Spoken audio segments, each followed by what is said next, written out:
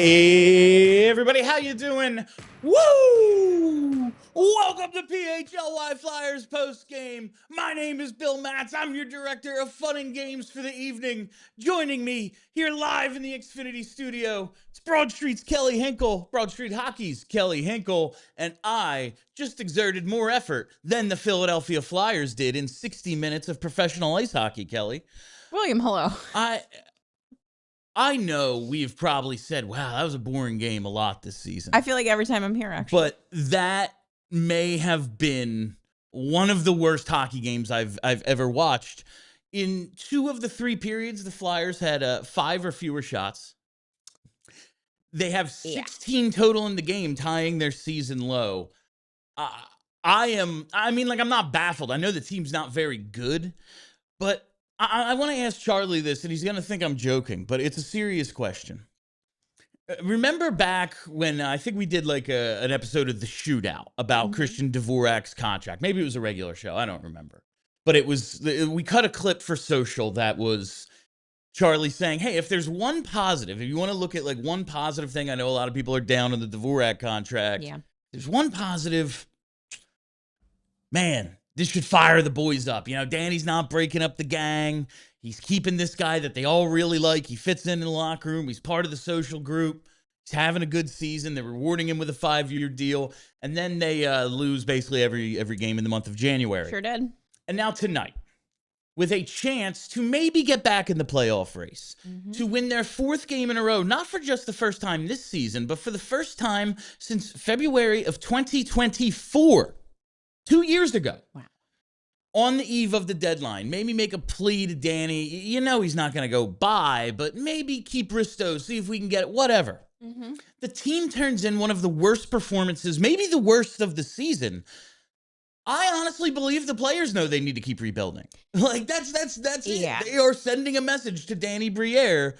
This thing ain't close. Whether consciously or subconsciously, their effort tonight tells me they know this thing should be blown up. Well, they did if not blown up, at least, manicured. Yeah, they did say the players dictate the timeline. Yeah. So they're showing us tonight, not close. For the 41st time in 61 games, Kelly Hinkle, the Flyers allowed the first goal. Of course, they didn't score at all in this one. They get shut out by Vitek Vanacek, who hadn't played since January 27th. And has an .883 save percentage coming into the game. My thought was, hey, this team, they love a late comeback. They love to force overtime, especially when you're here. Maybe they're lulling the guy to sleep. He's not going to be all that sharp because he hasn't played that soon. Maybe with not much action. We'll go get him in the 3rd. And then in the 3rd, they put up 5 shots on goal. That building was dead tonight, and I don't blame anybody. Oh, no. That was an horrendous game. I'm struggling to find a single thing to say about it.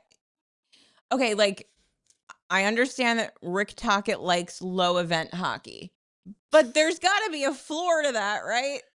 You cannot I need win some 0-0. events. There need to be some events. And also, what was kind of frustrating about this game, and listen, I understand that this was not, this isn't like a divisional rival. I'm sure the boys really get up for a game against the Utah Mammoth Hockey Club. No one cares. I get that. However, there was really no in-game adjustment being made. There was just nothing. There was no effort to try to get the boys going. It was just from start to finish, just a flat line. Nothing of a hockey game. Now, listen, both teams are very good at denying shots on goal. They're very good at shot suppression. Sure. The Flyers are 4th in the league, 25.8 per game. Utah is 5th, 26 per game. So, they keep teams to a low total quite often. The Flyers came in at 10 under the average that Utah allows. At home on the eve of the deadline. I don't know what else to say about this team. That was just That was ridiculously bad. If you think so too, hit the like button. Yeah. We were not watching a game in which Utah was suppressing a Flyers team that was flying up the ice No. going in for shots. No, this was the Flyers suppressing themselves. Yes, this was, and it wasn't, John Tortorella hockey where we had the puck and just couldn't get one through because they're blocking everything. The Flyers just coasted tonight. I rarely discuss effort because I think professionals are professional. Sure. And they, for the most part, go out and they don't have it every night, but attempt to give you some version of their best game. Even if they don't have it, their legs are tired, they're just not feeling it, they're bad puck luck, whatever. Tonight, I can't honestly say I think everyone tried their absolute hardest, because if they did, this isn't an NHL team. And I know they're a lot better than they played tonight, but circumstance-wise, you are what you show on film. And I'm trying to figure out why. Like, you're not tired. Like, this isn't like the second half of a back-to-back. No, you've had days been off for 2 weeks. You had a couple of days off here. Are you mad at somebody? You're not, it's not a tired thing. That can't be it. It's not like half the team's fighting through some kind of injury. That's not it. Like, I just don't understand why there was nothing tonight. You're at home. Like, you should bring something to the ice. At one point, JJ did say, we've seen games like this on the eve of the trade deadline because everyone's just kind of tense. They're worried that they're going to get traded. Their buddy's going to get traded. Maybe it seeps in that, hey, haven't heard Robert Thomas's name come up once with the Flyers. We're not getting any help. Maybe that just kind of hurts them inside. I don't know. I'm trying to come up with something. It was just so freaking bad, Kelly. It was. I can't believe it. Borderline unwatchable. It was so bad that Dan Vladar allows another 2 goals. I guess maybe he's one of Charlie's. I can't even begin to guess who Charlie's stars of the game are. Briere showed the numbers. I think Vladar had a 909 in the game. He stopped 20 of 22 or 21 of 23. 20 of 22. He came in with a 908. He posted 909. So he basically had his average game tonight. He's basically gave you what he gives you any given night. They allow 2. In the NHL, you need to score 3 to win. You got to score at least 1. You can't score 0. 0. I don't think you can win with 0. I did say earlier, never played the game, you can't win 0-0, but technically you can. A 0-0 shootout game, you technically could win 0-0, I guess, because no one actually scores. You would score a goal. You would eventually score, just doesn't count shootout. as like. Yeah, right. Both goalies get a shutout. Yeah. If you lose and it is 0-0, but still, that's a rare occurrence to say the least. I'm not even mad. I'm just I want that time back. I know. I think it was after the first period or beginning of the second. Bush is like, this game just needs something. And my reply was, yes, for the commissioner to cancel it.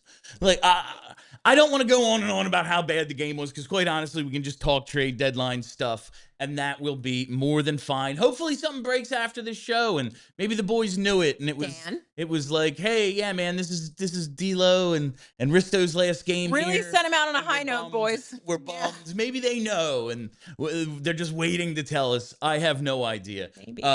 Coming up on the other side, we will have the unsung hero, the game changer, the big deal. Charlie will join us from the arena at some point. Maybe he'll have news. Who knows? Stay tuned. We got to take our first break.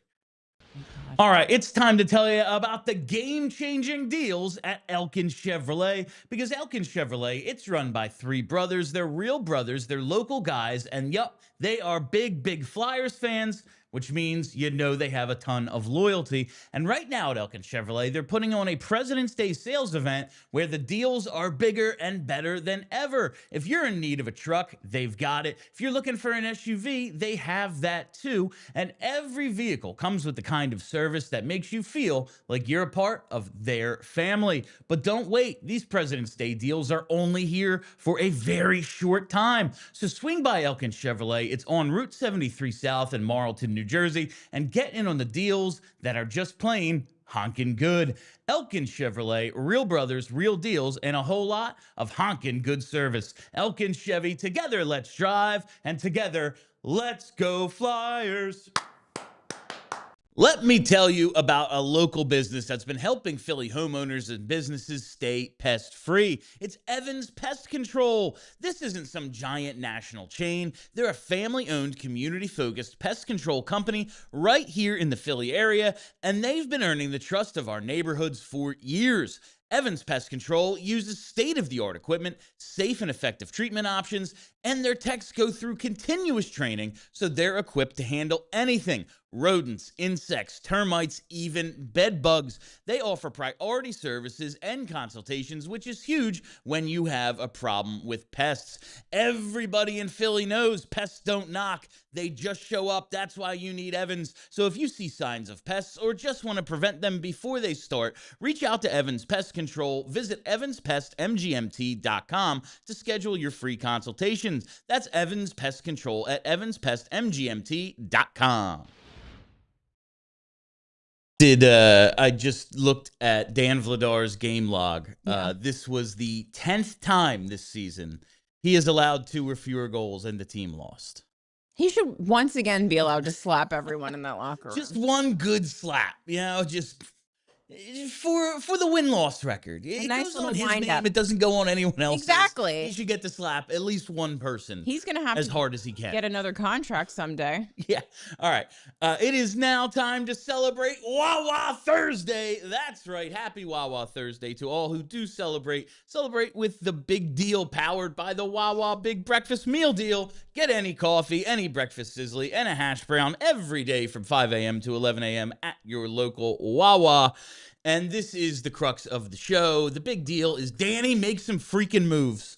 It starts with Rasmus Ristolainen. He doesn't appear to have suffered an injury against tonight. all odds. We made it. I think on his second shift of the game. Yeah. Goes into the corner, kind of awkwardly, skates out. But at one point, it looked like his knee was going to get caught. Oh, God. And I could just see, all of Flyers Twitter was just, oh, my God, no. Did we manifest this? Did we make this happen? And the answer is no. He just gets hurt a lot, so the possibility is high. Yeah. But he plays 22:05 tonight. No shots, a couple of blocks, and a hit. It wasn't the game he played against the Leafs. I was going to say, wouldn't it have been nice if you're showcasing him for, the other game to be the last game that you saw, if you were the GM trying to get him, and not this one? Because this one, I'm maybe knocking off a pick or something. Tonight was career game 800 for Rasmus Ristolainen. Congratulations. So it's not as if there isn't a large sample size for GMs to see, but also this was, I think, game 24 of his season. But you know what bird brains these dudes have. I mean, the reason that he's in high demand is because he was good in the Olympics. If he scored tonight, he gets traded before the show ends. Probably. That's absolutely, I 100% believe that, Kelly. But the trade deadline is 3 p.m. tomorrow. We will be live right here on the PHLY Sports YouTube page from 2 to 4. So we'll be breaking it down an hour prior and an hour after the deadline, talking about everything the Flyers do or don't do. It just feels like after this tonight, something has to happen. We talked about Noah Juulsen at one point, Kelly. He'll probably come up later. Spoiler alert. That's the kind of game this was. I have segments I need to do, and Noah Juulsen's going to be spotlighted in one of them. You can't just do nothing, right? That is off the table. If you were thinking maybe, in the off season, I guess it doesn't have to be Risto. Because he is signed for another year. I realize 21 games is a lot of ice time for him to potentially get hurt in after tomorrow's deadline. Yep. But, man, if there is something out there where Brink is in a package, or you can at least get something for Delorier or Grunstrom or something, that's bare minimum. That absolutely has to be bare minimum. We've seen, again, Brink come up. Tippett's name has come up. It just feels like there needs to be a change. Not for the sake of change, but sort of. This team just does the same thing every year. So here's the thing, it's very clear at this point in the season, this team ain't it. This roster's not doing it. So you need to do something. You can't, this can't be the team next year, right? No one thinks that that's going to be the thing that happens or that it's a good idea for that to happen. So you got to do something. You got wingers coming up. You got to move some wingers. Somebody's got to go because you need to make room for at least Porter Martone. You got to make room for.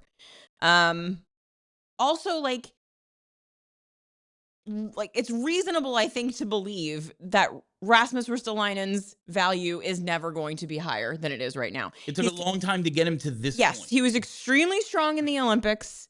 So despite the fact that he's been injured for what feels like 90% of this season, GMs are first of all, big boy, right-handed defenseman, played well in the Olympics where everybody was watching. Now is the time. Like, you got to strike when the iron is hot. Chances are next season he'll be hurt at the deadline like he was last year. Yeah, that's the thing, is we've seen this story unfold so many times. While I'm saying, like, okay, I guess there is a world, I said this pregame, where we'll all be mad. Like, even if I'm going to say, okay, they could still trade him, at the draft or something. That's a real possibility. We will still be mad until that actually happens. There are some guys who, man, you just need to make some room. Like, whether it's for Martone or Bump this year, Bonk at the end of the year or later. The signing today, which Charlie pointed out, the Garrett Wilson signing, converting him to an NHL contract so they could potentially bring him up at some point if they do trade D'Lo, which seems to be he would be his replacement. You would think. That does get you closer to the 50 contract limit. Just to clear out a couple contracts, just to move on from a couple of guys who don't have a future here. But Risto is the big piece. I don't think the big thing tonight, he played. I don't know many people who were like, yeah, that's a good idea. It appears he got out unscathed. Yeah. And now we just have to sit and wait. And we have to wait for tonight's game changer. Hello. That's right. Tonight's game changer, driven by Elkin Chevrolet. Elkin Chevy, together, let's drive. This shouldn't be a surprise to anyone. No one on the ice was a game changer. But I do hope the effort tonight changes the game of Danny Briere from guy who is just sitting and waiting and doing his patient thing. And listen, it has paid off. It has paid off before. We were all mad about Lawton. He got his first. And Nikita Grabenkin, who looks like an NHL player. That's cool. Yeah. We were all mad. What was the... Oh, well, it wasn't we were mad. We just didn't even know that Trevor Zegras was a part of the initial Cutter Drysdale negotiation. Price was too high. We were going to have to throw more in. He said no. We come back a year and a half later, and guess what? You get him for Ryan Poehling and a couple of non-premium picks. Yep. The patience has paid off. So I am not going to sit here and lambaste Briere preemptively. But if 3 p.m. passes tomorrow and Risto is still here, granted, yeah, they could trade him at the draft or something. They could trade him all the way up till next year's deadline. It's a possibility. Right now, with term, having him for 2 potential playoff runs, that's what teams will value. Also, I just think that the optics of this one are going to be bad because we know that the team, I think from a fan perspective, might value him higher than they ought to, specifically because size. I think that the immediate perception, if they don't trade him tomorrow, is going to be, you're stupid. He's not worth what you think he was worth, especially because, like I said, there's been so many rumors today, so many of the insiders tweeting that people are calling on Risto. So everyone now in the fan base have fallen. Like, we've seen a lot of defensemen traded. He's one of the few remaining. It seems like Parayko is basically off the market entirely. Right. Maybe he just didn't want to go to Buffalo. Maybe he's just, nah, I'm not going anywhere. Yes.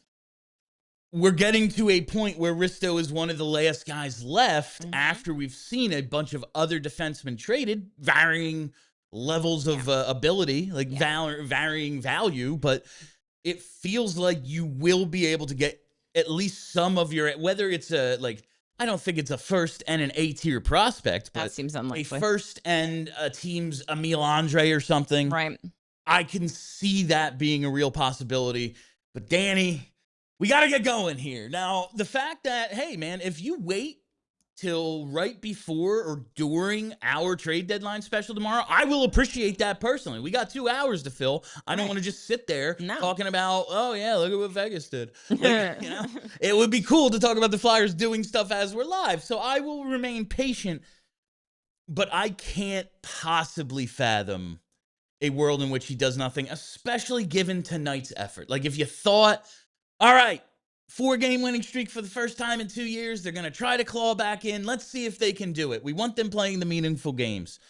Man, what they did tonight, you have to know you cannot possibly delude yourself into thinking that this team has a chance to like go on any sort of run, because for 2 years they haven't been able to win 4 games in a row. I honestly hope that like this game had no impact on what Danny Briere is. I mean, because honestly, like Danny Briere, he should have already had his mind up. Exactly, and he's supposed to be smarter than both of us. I know Charlie's on the phone. Hold on, Charlie. Danny Briere is supposed to know more than both of us combined. Yes. We knew weeks, months ago, this team's not doing anything this year. No. It's obvious. So he should know too. So hopefully this game didn't actually change anything. January should have made that mind up. All right, on the other side, we're going to be joined by Charlie O'Connor on the Xfinity Mobile call-in line. But first, word from our sponsors. Have you ever had one of those days where you're moving nonstop and suddenly you realize you forgot to eat? Happens to me all the time, and that's why I love what Wawa is doing right now, because Wawa has $5 deals all day, and honestly, it just makes life easier. If you're starting early, you can grab the $5 big breakfast meal deal. We're talking a breakfast sandwich, a hash brown, at any size hot or iced coffee. That's a full morning win for $5, available from 5 to 11 a.m. Then later in the day, the value keeps rolling with a crispy chicken sandwich created your way, starting at just $5, and they've even got new teriyaki recipes for a limited time. It's real food, real value, and built for busy days. No planning, no overthinking. Just swing in, grab what you need, and keep it moving. Start your day strong and fuel up whenever you need with Wawa's $5 deals. Limited time, exclusions apply. See Wawa.com for details. Gotta have a Wawa. It's time to channel the fresh start energy of spring and finally launch your business with Shopify. 2026 is the year to rewrite your story, your own future, and make your entrepreneurial dreams come true. Start your business with Shopify in 2026 and become who you're meant to be. Shopify gives you everything you need to sell online and in person. There are millions of entrepreneurs who've already made this leap, from household names to first-time business owners just getting started. Shopify gives you all the tools to easily build your dream store. Choose from hundreds of beautiful templates that you can customize to match your brand, and marketing is built in to create email and social campaigns that reach customers wherever they scroll. In 2026, stop waiting and start selling with Shopify. Sign up for your $1 per month trial and start selling today at shopify.com/allcity. Go to shopify.com/allcity. That's shopify.com/allcity. Hear your first this new year with Shopify by your side. All right, welcome back. And now we are joined by Philly's #1 hockey beat writer, Charlie O'Connor, down at the Xfinity Mobile Arena on the Xfinity Mobile call-in line. Real barn burner down at the rink tonight, Charlie. Before we get to the actually important stuff, what were your thoughts on that little professional hockey game you watched tonight? Yeah, that was an awful hockey game. That was there have been quite a few games this season that the Flyers have played that have been ugly. That one might have taken the cake as the ugliest. It was just bad. And even Tocchet said after the game that, no disrespect to Utah, he didn't think Utah played that well either. It's just an ugly hockey game. The Flyers were the worst of two teams that didn't play all that well. The difference between the two teams was that Utah at least played with some jump. They played with some energy. They were working hard. The Flyers were not. And that's not me going over the top and saying something out of line. Like, that's exactly what multiple players, starting with Ristolainen, Couturier echoed it, Sanheim echoed it. The only one who we talked to who didn't say that they got outworked and they lost the energy battle was Dan Vladar. He pretty much can't say it because he's the goalie. Like, you can't be like, yeah, our guys didn't try hard enough, when he's not really one of the guys in that sense. For him, it's throwing his guys under the bus. All the skaters are like, yeah, we got outworked and it's embarrassing. That's what happened. They got outworked, and they're not talented enough to win games when they get outworked. Even when you're playing against a team in Utah, like, they're good. They're not Tampa. They're not Colorado. But the Flyers aren't even good enough to get outworked and still beat Utah. And Utah, again, good team. They might make the playoffs, but it just shows the talent disparity that they have against most teams. And when you show up and you don't put in the effort, this is what happens. You lose, and you lose not in necessarily like embarrassing fashion. It's not like they lost 8-0, but they weren't competitive in this game. Charlie, that's really, I guess, my main question here is this team hasn't won 4 games in a row since the first 2 weeks of February in 2024. It has been over 2 years. They had a chance to do that tonight. Maybe the GM's mind was already made up, but athletes are able to talk themselves into, all right, here we go. Here's our chance to change his mind, keep the group together. Maybe we can make a push for these playoffs, all this stuff. Why? Like, why, after a few days off on a 3-game winning streak, did they just have nothing tonight? I rarely question effort. They did not try hard enough tonight. Yeah, no, they didn't have their they weren't giving. They did not appear to be giving 100%. They looked like a distracted team. Now, is it possible the trade deadline distracted them? Look, we asked multiple players that question. We asked Rick Tocchet that question, and nobody said no. So it wouldn't shock me if it did, but it can't. Like, that's the thing. That's the thing. Like maybe it did, but it can't because you are professionals and you can't let the trade deadline distract. Look, they're human beings and maybe they did, but if you want to be like, this is why you're not a playoff team. Because if you were a playoff team, you wouldn't let this get in the way. You would either use it to fuel you and say, F those insiders, F all the fans who think we should tank, screw our GM, even if he doesn't believe in us. We're going to use that as fuel and we're going to prove everybody wrong. That's what a playoff team does. Or a playoff team just shuts it out entirely and just like, yeah, we don't even check social media. We're just focused on the task at hand. That's what playoff teams do. What a non-playoff team does is what the Flyers did tonight, which is let it distract them and play the kind of game they played tonight. Yeah, you know who doesn't know about rumors? Nate McKinnon. He's never checked Twitter in his life. He probably doesn't have an email address. Probably not. So, Charlie, I like, it's 1 out of 82. The GM has to have a plan regardless of what happens tonight. Like, if they win 8-0, he still needs to be like, I'm doing what my plan is because it's best for the future of the team, 100%. But a game like tonight and an effort like today, you said this is why you're not a team, because you can't bring the same thing consistently. This is why you're not going to the playoffs. This is why it's going to be 6 straight years out of the playoffs. Like, isn't this a message to Danny Briere that this group is nowhere close? Like, should this influence him maybe a little more than a random 1 out of 82? No, because he shouldn't need the influence. Like, that's the thing. Like, this game shouldn't matter, because the decision already should have been made based upon where they are in the standings, based upon what happened in January, based upon, quite frankly, just the situation they have at hand with the players that they're selling. Like, it's not as if, I mean, look, maybe there are some people who come out of this game and they're just like, sell everyone, I hate this team. And okay, like, you're a fan, you're allowed to get mad.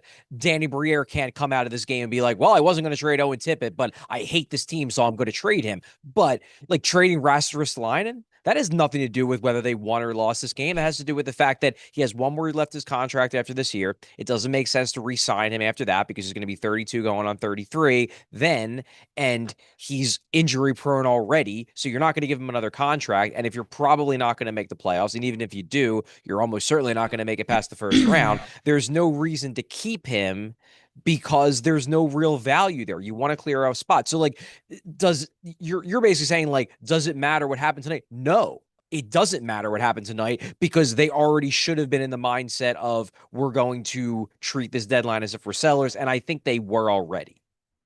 Do you think if Nick Seeler was healthy, Risto would have sat?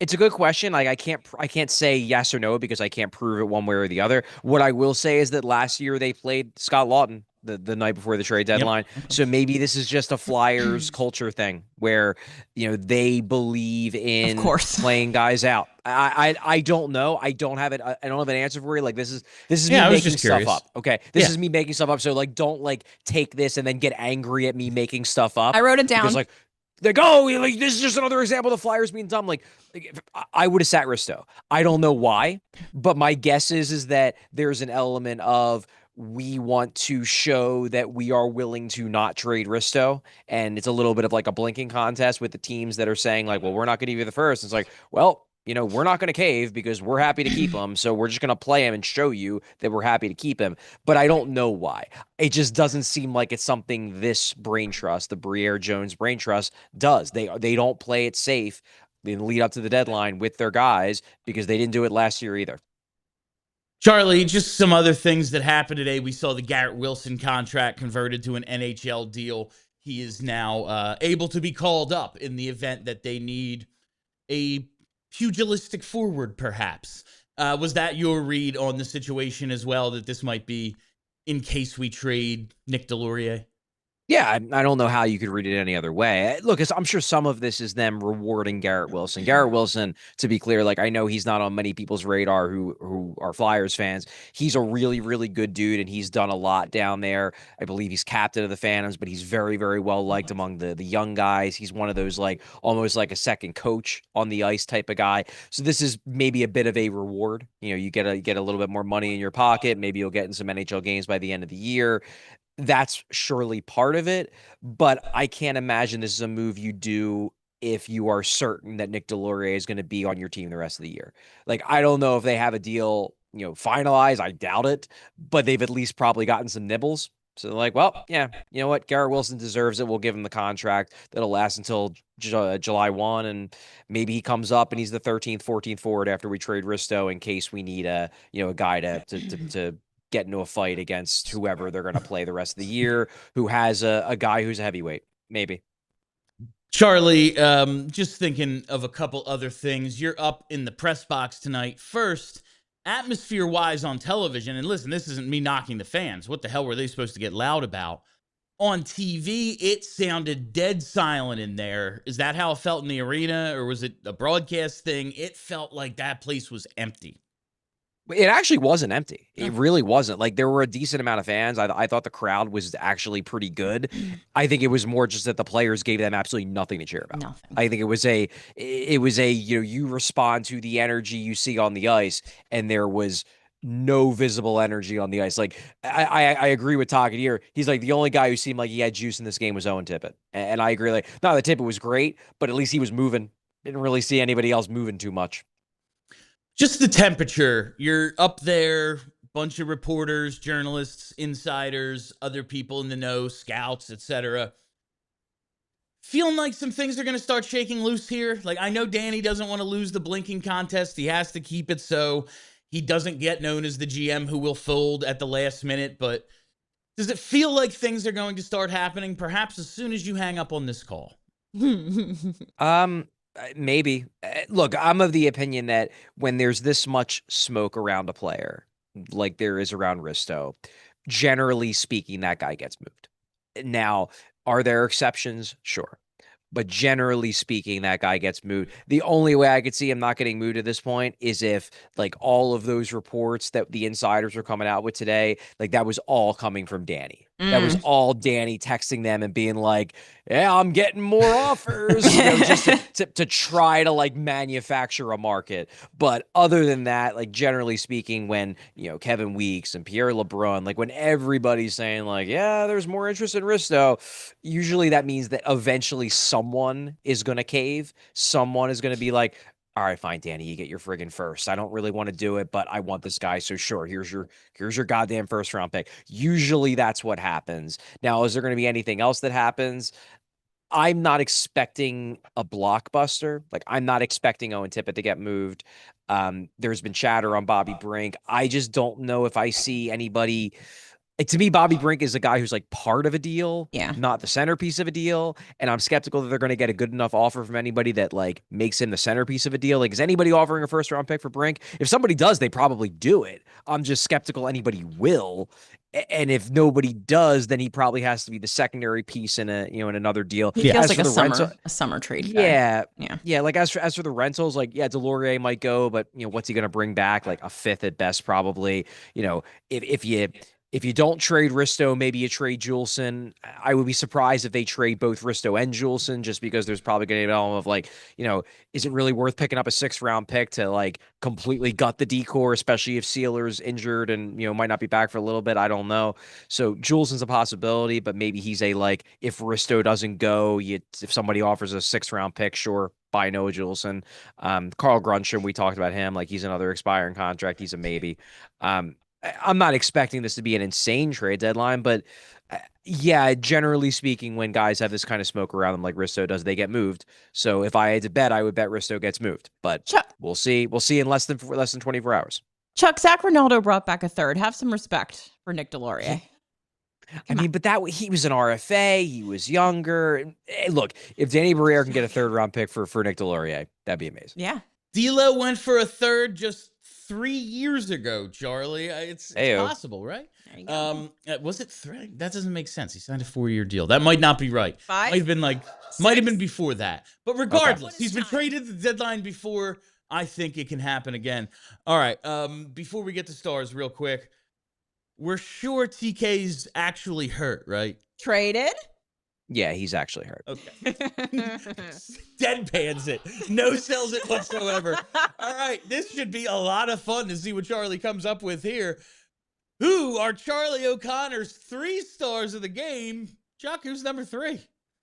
Okay, so number 3, I'm going to give this to one Rasmus Ristolainen, not because he was particularly good, but because he didn't get hurt. He didn't get hurt. Good job. There you go, Chuck.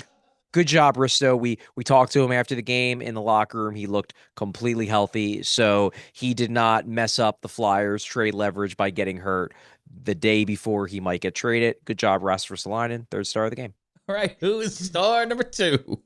Star number 2, I'm going to give it to Owen Tippett. Again, I thought he was like the only skater who had some juice. He was making plays. I think he actually finished with like a 70% on ice expected goals for share at 5-on-5. So he was driving play.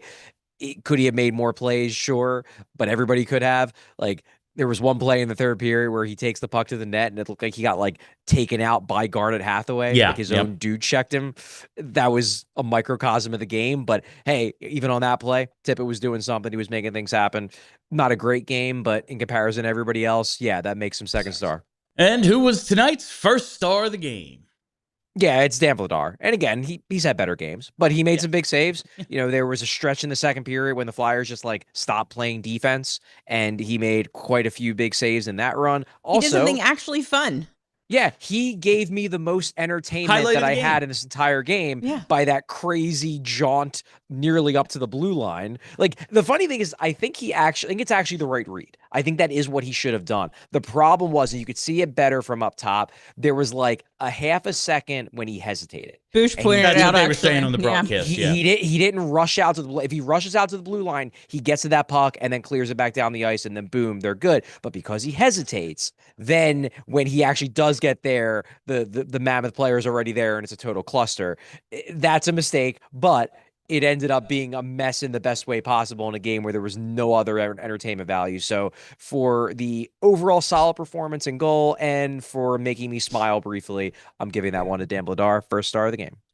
Dan Vladar gets the 1st star of the game. All right, that is Charlie O'Connor on the Xfinity Mobile call-in line. Charlie will be with us for like the first half hour of tomorrow's trade deadline special, and then he'll have to go do his, reporting duties, be a journalist, all that stuff down at the Flyers facility. So we will talk to you tomorrow, my friend. All right, sounds good. Thanks, guys. Bye, Charlie. All right, and before we get to our final break, give me some likes. 120 likes after a game like that. I appreciate you all very much, but I'd appreciate 200 a whole lot more. On the other side, we got to hit Unsung Hero.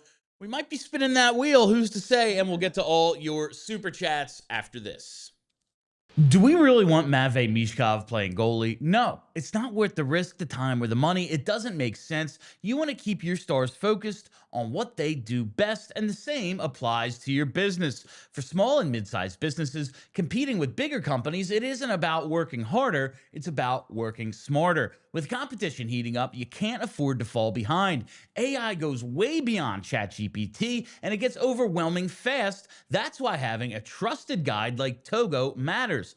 Togo streamlines your operations by handling customer service, accounting, order management, logistics, admin, data entry, and even complex multi-step processes without the cost of building it all in-house. And every engagement with Togo starts with free process mapping, and Togo doesn't bill a dime until the real work begins. Programs start as low as $1,000 a month and are built to scale without breaking the bank. Visit harnesstogo.com and mention PHLY for a free operational assessment. Whether your favorite team wins or not, there's always another way to win on the BetParx Online Casino app. You got to check out brand new games like Huff and More Puff and Fireblaze Sky Queen, which is a BetParx exclusive. You can play blackjack, you can play roulette, you can play craps, poker, baccarat, and hot online slots like Cash Eruption and 88 Fortunes. Play all your favorite classic casino games from wherever you are, and new users right now get up to $1,000 casino bonus back if you're down in the first 24 hours. Play hot online slots based on your favorite streaming shows like The Walking Dead and Breaking Bad, all your favorite classic casino games from wherever you are. It's the only app I ever use to play all my favorite casino games right in the palm of my hand. Go to betparx.com and download the app right now to enjoy all the action and excitement from the casino at your fingertips. You must be 21 and in PA, Jersey, Maryland, or Michigan for BetParx. You love to play, you play to win, you bet. BetParx. Remember, gambling problem, call 1-800-GAMBLER. All right, welcome back. It's time for the Unsung Hero presented by Togo. Togo, the leader in operations outsourcing. Let Togo handle the work that gets in the way of your work. You call the plays, we execute. Togo. Tonight's Unsung Hero is going to be Noah Juulsen. Because why the hell not? No, quite honestly, Tippett did have the one chance where he cut in coming down the left side, cuts in. I don't even think he got a shot on net, though. He gets defended as he's cutting in. And there's the play with Hathaway where he just runs into him. But I think the two best Flyers scoring chances tonight came, or at least began, off of Noah Juulsen slap shots from, like, the deep point, like the top of the blue line. He's got a pretty good shot. I would check that out if I were some GMs around the league who have some extra mid-round picks they're looking to move on from. But the first one, he lets the shot go. It was their second shot of the first period with 5 minutes and 30 seconds left in the period. And then Bobby Brink gets the rebound, and Vanacek makes the good glove save on him. That's the one, and there was basically the exact same thing. I think on a delayed penalty, he took a slap shot from the blue line as well for a good scramble in front before Utah touched up. Not much happened. Not a whole lot of stuff. They had 16 shots, and two of the better scoring chances came off the stick of Noah Juulsen, and for that, he's today's Unsung Hero presented by Togo. My unsung hero is every fan that stayed until the final buzzer of that game. Anyone who paid money for that, you might be able to file a class action. I was going to say, you guys should contact an attorney. Speaking of people showing up, though, Charlie said the attendance was pretty good tonight, and I feel bad for those people having watched that. I don't feel bad for all the people watching this show. There's a whole lot of you watching us live right now. What's wrong and with that's you? really, really cool, especially after, this is the post-game show to a Flyers game that we spent the first 20 minutes of the show saying how bad it sucked. It stunk. It's really cool that you're all here. Hit the like button if you're a new viewer. Maybe this is your first time tuning in. We're not always upset. But tonight was not fun. I complain a lot. Maybe Danny just needs to start making some trades so we can all be happy. But hit that follow button here on the PHLY Sports YouTube page. Lots of good stuff. All right, before we get to your plethora of super chats, it's time for everybody's favorite segment. It's Tankathon time, baby. Spin it. With a 3-0 loss at the hands of the Utah Mammoth. We are going to spin that wheel tonight with the Flyers. Are they sitting at 14th? Is that what that says? That's a rough one. So even if they win, they can only get up to 4. If they win the lottery, they can get up to 4. I don't know how any of that I think you can only move up 10 spots. So yeah. That was So without any further ado, let's see if we can have luck against luck here. Brenna, spin that wheel. And the Flyers stay at 14. They got to lose some games, Bill. It was the Rangers who win the lottery. It's Rangers, Calgary, Canucks, Blues get the top 4 there. Chicago coming in at 5. Oh, Ken on the Rangers wouldn't be a bad time for me. Could we not? They're going to have rebuilt twice in the time it's taken us to figure it out. Good news is you could probably trick Chris Drury into trading you Gavin McKenna for some pennies because they're very valuable now. Maybe, he's not good at his job, folks. I can't imagine he gets another opportunity. How many rebuilds does a GM get? One would think that he would have been fired before, but here he is. They get lotto luck to get a couple of high picks. Panarin and Fox basically Say they'll only play there. Yeah, demand that they play there, Yes. signing as free agents and working trades to get, like, Fox ain't going to sign anywhere but with the Rangers, basically. And Panarin said, no, I want to go be a Ranger, live in New York. Like, that's it. How do you get another chance after that? You went from, like, President's trophies and Eastern Conference Finals to, like, one of the worst teams in the league. I don't know if I'm if I'm like, who is it? Dolan in New York. Like, oh yeah, I'm going to give you another chance, but who cares? F the Rangers. We have a decent number of super chats, so let's get to them to close out tonight's show. Thank you all, as always, for your contributions. Lead it off. Oh, it's our old pal, Local Drunk 69. The franchise is dysfunctional when JJ and Bush are taking shots at the team on their broadcast for scratching Risto. I guess for not scratching Risto before the deadline.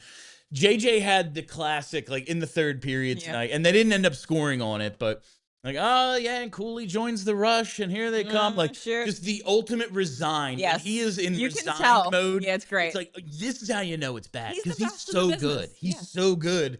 And when he gives up, like, oh, it's over, baby. Yeah, JJ's like checking his watch, like, all right, and here they go. Shots wrap it score. up. Son of a, like, it's so good. But yeah, it was rough all around tonight. That was the highlight, right? Dan Vladar's nothing else happened. goes Bill. for a little walk. Yes. Yeah.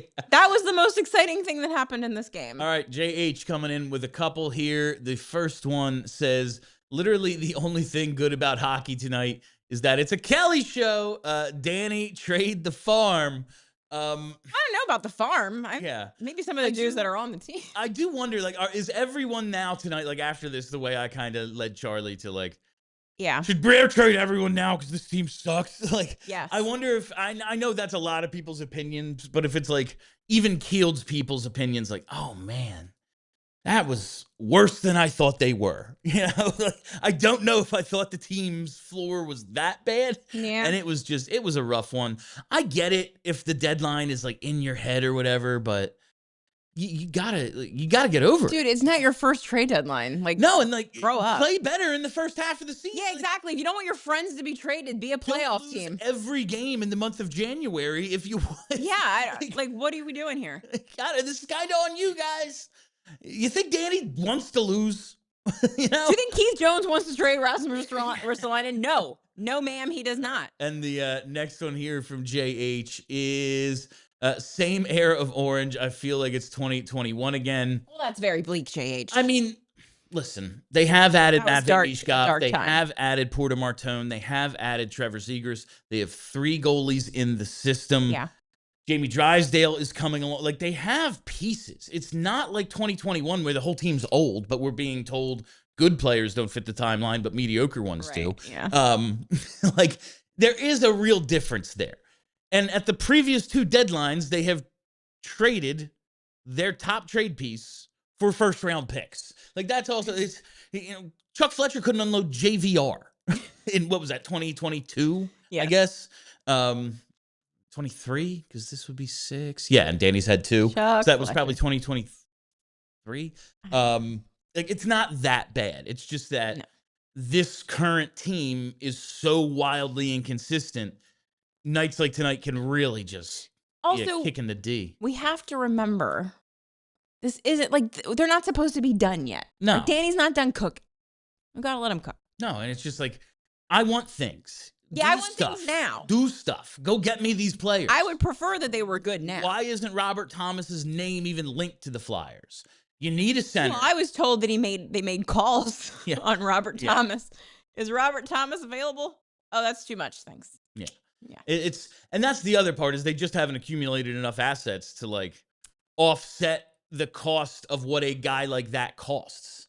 Like, that's... Do they overvalue their own assets? Would that be a problem? I think it's just the rest of the league is going, if you want a premium player, it's going to cost you one of Michkov or Martone, and it's, those are the only 2 we have. Yeah, you can't have those ones. Yeah. You can have, like, a B-tier good player. Yeah, like, we don't Would you like a guy named Jet? That's cool. Yeah, Jet's a cool name. He made the name list.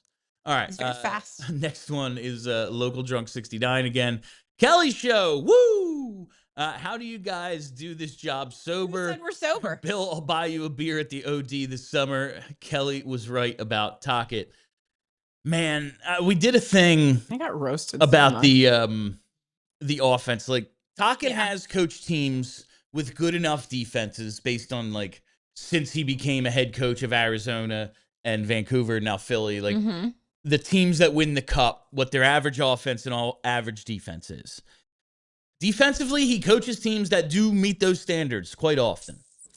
Offensively, he has once the whole team shot like 30%, and he never has been better than like 22nd in offense since.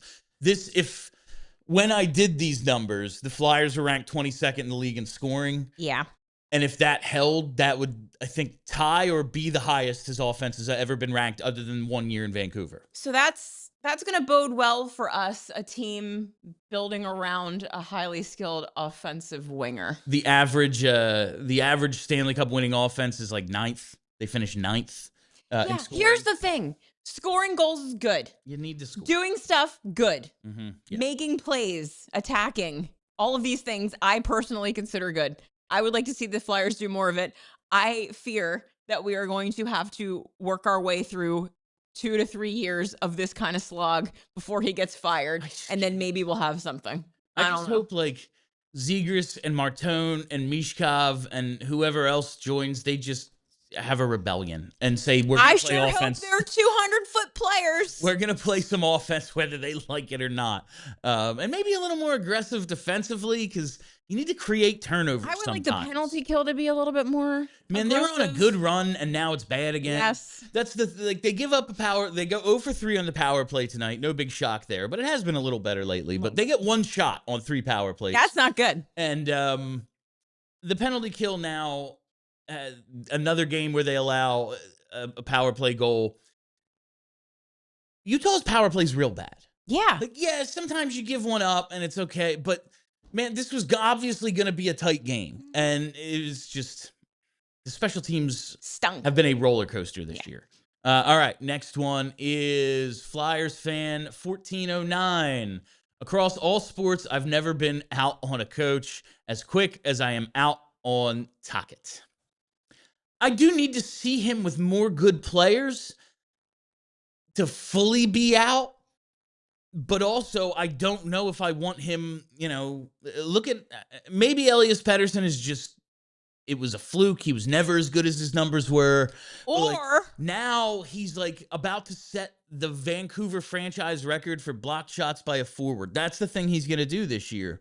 He was always a decent defensive player. He gets Selke votes, but it seems as if now he plays no offense, and that directly correlates to his time with Rick Tocchet. That worries me about the development of these other really good guys that we're supposed to be getting or have in the system already. Yeah, I don't know if he's a big development guy, Bill. I don't know. I don't know either. I think you're not alone in It is what it is now. in that opinion, Flyers fan 1406. I think I said 1409. All right. Next one is, who is Mike Mall? At this point, the only thing that saves this front office in my eyes is offer sheeting Adam Fantilli. That's the thing. Maybe Danny gets real spicy this summer. I am hoping they do something with all this cap space. They need to make some trades. So. I mean, I know Charlie's like, well, do you really want to just give away Bobby Brink? Give away, no. Yes. But you drafted him with a 2nd round pick. If you get a second back, and maybe you can get other stuff, I'd rather him be part of a package to make the team better. He should be part of a package. But we need spots open for players better than the players we currently have, because the players we currently have are not good enough. No. The way I know that is the results that this group has put together for almost 3 full seasons. Right. And I don't need Porter Martone to beat Bobby Brink in camp. I already know. What's the point? I'm convinced he's a better player. Yeah, you can move him out and make the space. We don't need to do this stupid song and dance. But I will say, the front office, they are methodical. They are not moving as quickly as I would like them to. Yeah. Some of the draft picks I question. They're so. But I would say they haven't made the big mistake yet. And I can't just say, oh, well, the only thing that saves them in my eyes, I don't know, they've done a lot of good. They've done a lot of good things as well. The deadline hasn't even gotten here yet. Yeah. But I do need them to start doing some stuff. All right. Next one is from Obi. Obi Trice says, what does Cam York actually do? Didn't he win the Flip Cup thing? Yeah. He's decent enough defensively. It looked like the power play was really starting to come along at one point with him this season, but yeah, I just need like more stuff out of him. Man, talk about more out of him. I know he's a better defenseman than I give him credit for sometimes, but I don't know. 30-goal scorer Cole Caulfield would look pretty good in this lineup, especially if imagine if Tocchet turned him into a checker. Oh, you'd have a hell of a player. Oh God. All right. Could you imagine? Next one is JH again. I want off Rick Tocchet's Rick Tocchet hockey's wild ride. Again, I don't think you're alone in that sentiment. It appears the to thing be I a will say is growing sentiment. I just don't see it happening. He's got a 4 or 5 year Oh contract. no. We have to deal with this. Yeah. For at least 2 years. Like that's bare minimum. Yeah. Yeah. It's 2 more after this, I mean. yeah. All right. Yeah. Next one is this is really tiny. Wooderfuzz says oh, there it is. Trade deadline sadness in Eastern Conference. There are 3 teams with longer playoff droughts than us: Detroit, Buffalo, and Columbus. Non-zero chance. All 3 ended this year. We have 1 blue chip prospect. He's a wing. Is there an Eastern Conference team in worse shape long term? Probably. Columbus's playoff drought the same length as the Flyers. And if you want to go to last time a team hosted a playoff game, because they were both 2019-20, Columbus made it the year before the Flyers didn't. So there's been playoff hockey in Columbus more recently, and the other 2 teams, it does look like Detroit and Buffalo are going to get in. That's disappointing. Can yeah. we talk? Buffalo being good is so weird to me right now. It happened out of nowhere. It was like they were just like, oh, it did work. Yeah, I know. It was weird. I'll tell you, they made that to the that Paterka trade really worked for them. It did. They made some good moves, and maybe it's turns out you draft a bunch of guys at 1, it works out.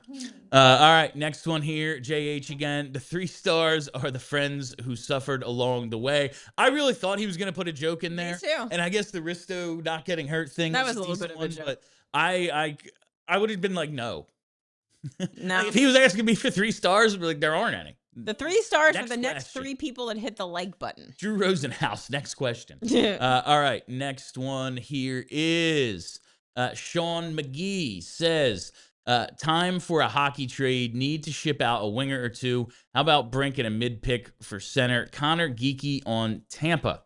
I mean, maybe, but Sure. you got to, like, Tampa's got to want your stuff. Yes. You know what I mean? They do. There was the report they like Brink. I don't know how much. Brink seems like such a Tampa player. Yes. Like, big time. Because he's a good third liner. Mm-hmm. The problem with so many of these guys, who I do like, Noah Cates, Bobby Brink, is that the guys ahead of them aren't good enough. Right. So that it's, oh yeah, man, a half a point a game, maybe maybe he's got like a 50-some point ceiling. Like, that's a good player to have on your third line if the other guys do their job. Like, yeah. It's when you notice their goal and point streaks or like their droughts, it's not because those guys are going to go through them. That's what a half a point a game player is. Right. It's because no one else is scoring either. So it's like, man, Brink hasn't scored in like 10 games. Noah Cates hasn't scored in that was the best line for like because 6 that was months. our best line last season. Yeah, I know. And it's like, that's a great third line, you know? It would be the thickest third line ever. Yeah. But you got to have the other two. Yeah, in Tampa, I bet he'd look great there because they have like good players.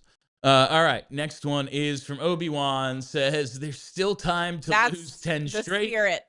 There is plenty of time. Never too late. 21 games left. There's time to lose 22 straight, quite honestly. Challenge, Danny. Yeah. Trade back for Fedotov. Put him in. You could probably do it with Erison and Kolosov. I was going to say, we don't really need to look too far. No. All right, next one here. In like 5 seconds, we have to go to overtime.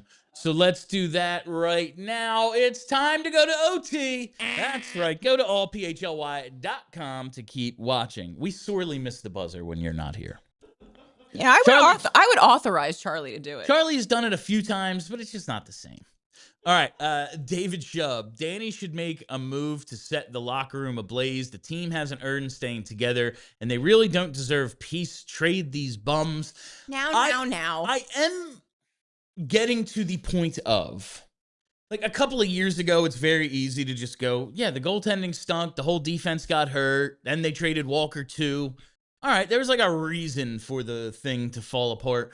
But when in the middle of this season, after game 41, when things were looking so good after that Ducks game, for it to just implode. Yeah. In spectacular fashion. They lost like 13 out of 16 after that. That was real bad. There is maybe, and I know Charlie, because I've said this to him off the air, disagrees. I do think maybe there's inherently something wrong with the leadership core that perhaps needs to be shaken. We've been saying that for 10 years. There's a whole different group of people, unless you're saying Sean Couturier is the problem. It feels unlikely to me. That some of these guys, I don't know if they've gotten comfortable losing, but there just seems to be a lot of losing streaks that follow them. Who guys? This is a regular show conversation. Sean Couturier, Travis Sanheim, and Travis Konecny. Those three? Yes. They all got to go? I don't know if all three have to go, and I don't know how you do it. Before it was, okay, Claude Giroux is a loser. But that you can't get it done. You got to get rid of him. Claude Giroux is the problem. That was also crazy talk. You got rid of Claude Giroux. What happened? Absolutely nothing. That was also crazy talk. He's a legitimate, like, borderline Hall of Fame player. Yeah. And they never gave him any help. No. These guys have had many different iterations, and like, it's not even them. It's not even the quality of their play. It's just that I don't know if you can move forward if you still have links to previous generations. I feel like that's like some culture shit. Like you're just making stuff up. Maybe, but like teams that win have good culture. It follows them. Yeah, I know. The winning is the culture. The culture is fake, is what I'm saying. They've never been able to figure that part out, and it's still this hunky-dory locker room where everyone likes each other. Couturier has a loser stench on him that can't be shaken. Why are they all friends? Why are they should all hate each other? Together for 20 years. They should all hate each other. All they do is lose. Travis Konecny's real mad about the losing. Oh, he should waive his no movement clause then. All right, next one here is it's David again. Michkov really gets knocked off of pucks easy now. There was like one battle where he tried and got knocked off the puck, but then he came right back and got it. It's a work in progress with him. He has no confidence this year, and that's very evident. Like he isn't trying nearly as much because when he does try something, it doesn't work. Why? Yeah. I wonder what the cause of the lack of confidence is, Bill. It's there might be a correlation. Might be a correlation. All right. Next one is JH. Kelly for GM. She's right about goaltending, right about Rick Tocchet.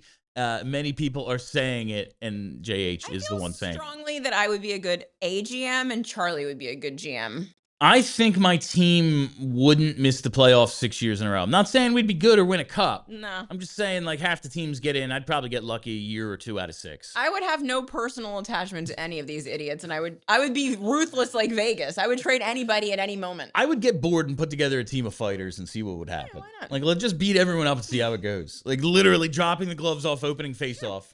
You set the tone, yeah. Yeah. All right. Sinister 83. I don't know if we've ever heard from them before. Flyers are the only team I know that does a rebuild without drafting a defenseman and a center. P.S. Kelly is fire. What I will say is you should always take the best player available because you can always trade the best player. Exactly. Like, you don't get those. You don't just draft for need, especially in hockey where it takes 5 years for a guy to get good. Should they not have taken Porter Martone? Yeah, like football, no, that's crazy. Football, a guy is good right away. Yeah. Like, hockey is different. Every single one of those draft picks is a gamble. And finally, David Shub. There we go. David Shub.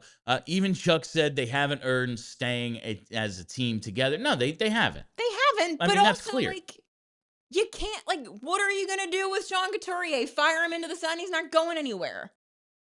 Tell him he's going to be scratched unless he waves. Oh, or buy him out. That's... the team's no good. I don't know. I don't know. Figure something out.